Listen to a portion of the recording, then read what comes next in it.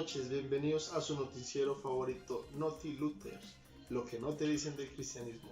Les habla su presentador César Castellanos. Buenas noches, Dios les bendiga a todos, mi nombre es Joana Beltrán y el día de hoy vamos a hablar de un personaje muy importante. ¿Cuál es ese personaje? Ese personaje es Martín Lutero. ¿Quién es Martín Lutero?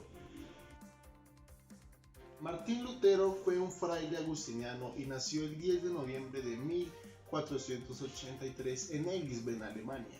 Y él fue el encargado de denunciar todo aquello malo que estaba haciendo en el momento la Iglesia Imperial. También fue quien impulsó la Reforma Protestante y era quien exhortaba a los creyentes a que volvieran a las Sagradas Escrituras. Y que buscaran más de Dios, no tanto por lo que decía un líder, sino que nos aferráramos a lo que dicen las Escrituras.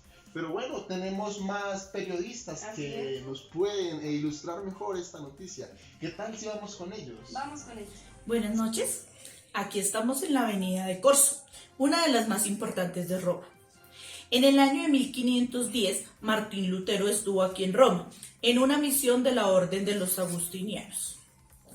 El aporte filosófico que él tuvo fue muy importante, pues formó la escuela escolástica de la Reforma, la cual estaba a favor de una educación proporcionada y dirigida por el Estado. Seguimos conociendo a Martín Lutero y sigue con nosotros el compañero Nalfer, que está desde otro lugar de la noticia. Con él seguimos. Gracias, mi hermana Nancy Gutiérrez. Y seguimos aquí en ese fascinante reportaje de la vida de Martín Lutero. Hoy nos encontramos desde Wittenberg, Alemania, donde estamos haciendo nuestro reportaje investigativo, donde encontramos de que el fundador de la Reforma Protestante fue el monje católico agustino alemán Martín Lutero, quien ingresa en 1507 en la orden religiosa de los agustinos. También encontramos que Lutero desempeñó un papel fundamental en esta reforma protestante, desafiando a la autoridad del Papa al afirmar que la Biblia era la única fuente de autoridad religiosa. Lutero adjuntó una copia de las controversias que para él suscriptaban dicha indulgencia, lo que luego se convirtió en la famosa 95 tesis de Lutero.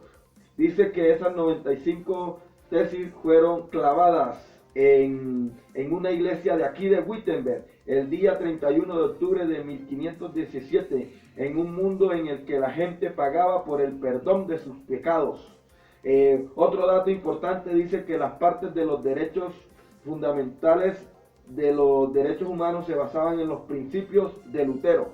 Y seguimos en estudio con nuestro hermano César y nuestra hermana Joana, para que le sigan dando paso a nuestros compañeros periodistas, para que nos sigan informando sobre esta hermosa, fascinante vida de Lutero.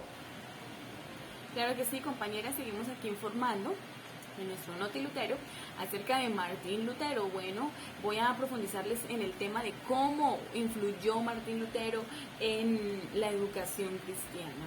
Bien, pues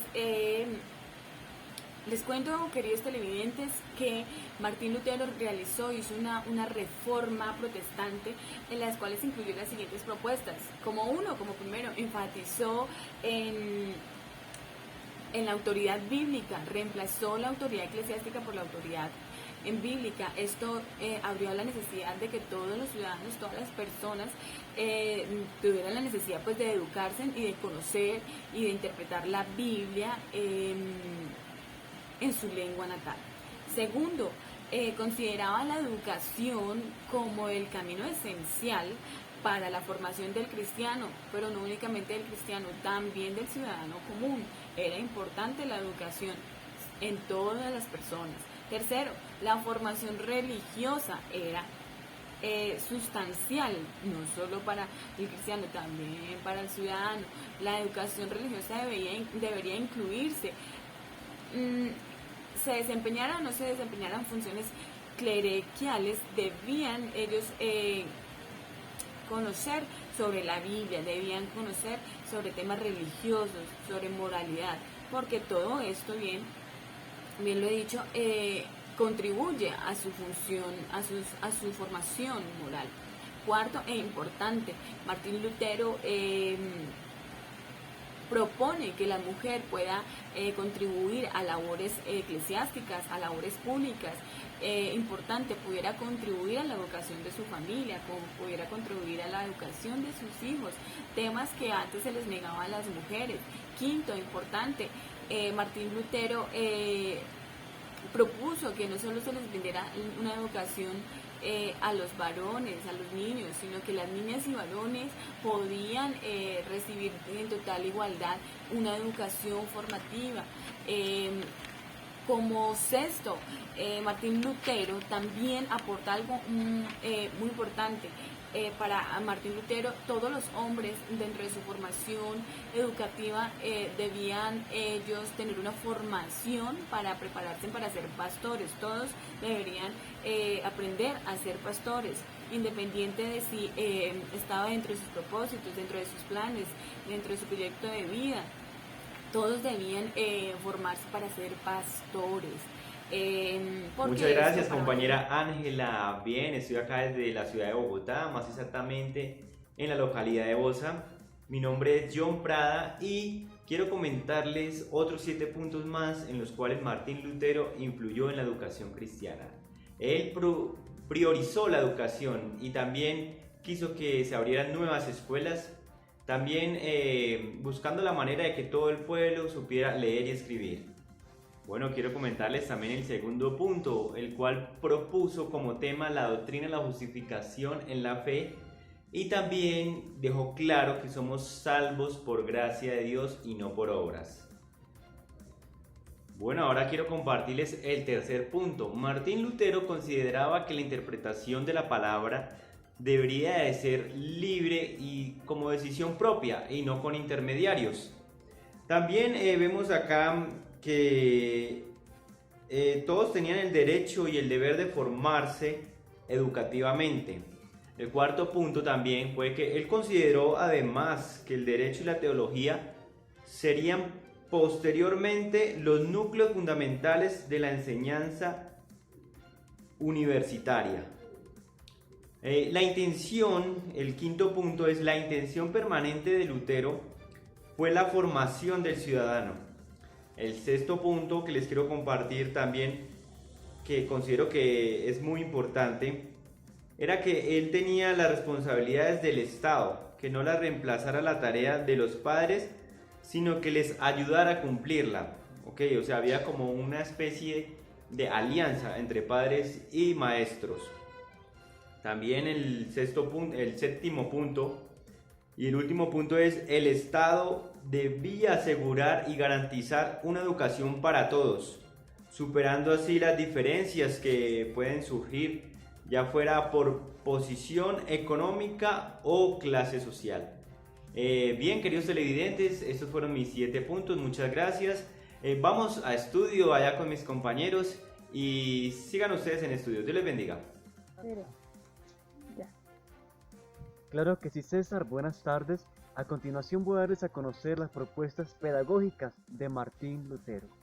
Debemos primeramente tener en cuenta de que una de las dimensiones sociales más relevantes que emana de la reforma protestante de Martín Lutero es su propuesta educativa. Consideraba la educación como el camino esencial para la formación del cristiano y a la vez del ciudadano. La lectura, la escritura, el idioma nacional y el catecismo integraban la educación elemental no solamente como una etapa preparatoria, sino como formación para la vida misma del niño. También encontramos que la enseñanza media debía estar orientada a la formación del liderato eclesiástico y civil. Se enseñaban lenguas, dialéctica y también retórica. La formación religiosa era sustancial para el ciudadano, aunque desempeñara oficios no clericiales, pues contribuía a la formación moral. También encontramos que la reforma pugnó por el establecimiento de la identidad nacional, enseñanza de las lenguas vernáculas, la formación del ciudadano y el compromiso social frente al centralismo del imperio austrohúngaro de su tiempo. También Lutero entiende que el derecho es la disciplina necesaria, o sea, la educación superior, para el justo gobierno, porque las leyes son la verdadera armadura y armas que perseveran y defienden al país y al pueblo. Esto lo encontramos en la carta a los concejales. También Martín Lutero enfatizó la autoridad de la Biblia en reemplazo de la autoridad eclesiástica, lo que llevó a la necesidad de que todos la conocieran y comprendieran en su lengua. Se difundieron entonces la cultura popular y la enseñanza universal. César, y también por último quiero compartirles que la mujer tenía en ese tiempo, o tiene, daba a entender Martín, que la mujer tiene una función educadora en la familia, lo que se le había negado hasta ese momento, junto a funciones eclesiales y públicas. La educación debía ser obligatoria para las niñas y los varones.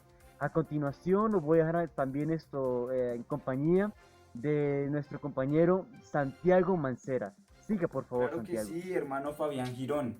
Lutero también defiende el derecho del Estado a utilizar la coacción para obligar a los padres a enviar a los niños y a las niñas a la escuela. También Martín Lutero asegura que la libertad de educación a través de la intervención del Estado, evitando que fuera eludida por padres negligentes o con problemas económicos. Nos dice: la prosperidad de la ciudad no consiste solo en acumular grandes tesoros y construir fuertes murallas y casas hermosas, en fabricar muchos cañones y armaduras.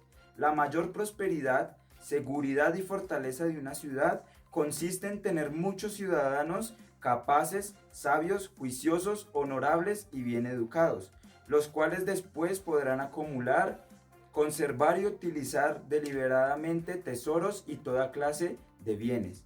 Si anualmente se gasta tanto en armas de fuego, caminos, puentes, diques e innumerables objetos similares, a fin de que una ciudad goce de paz y prosperidad temporal, ¿por qué no invertir con más razón la misma suma en la pobre juventud necesitada, empleando a una o dos personas como maestros de escuela?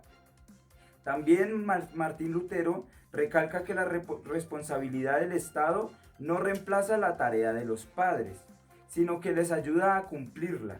El Estado debe asegurar y garantizar una educación para todos, superando así las diferencias que surgen en situaciones particulares, ya sea por posición económica o de clase social. Porque si no, se pregunta Martín Lutero, ¿qué pasaría con los pobres? ¿Es necesario ocuparse de los que están abandonados y a los huérfanos? Seguimos con nuestros presentadores en estudio. Gracias, Joana y César. Una nueva forma de ver el mundo y cambios revolucionarios en la historia son parte de los efectos alcanzados por Martín Lutero a través de las 95 tesis presentadas, en las cuales el cuestionamiento al poder y la eficacia de las indulgencias son el tema central. La visión de Lutero es pesimista, ya que sostiene que la naturaleza humana tiene un carácter pecaminoso, negando el libre albedrío. Así pues, la salvación depende de la misericordia de Dios. Y esto último es absolutamente cierto, ya que encontramos en Efesios capítulo 2, versículo 8 y 9, dice: porque por gracia sois salvos por medio de la fe, y esto no de vosotros, pues es don de Dios, no por obras, para que nadie se gloríe. Y sabemos que esa gracia a través de la cual hemos sido alcanzados es únicamente por la infinita misericordia de nuestro Dios. Continúen con nosotros en estudio.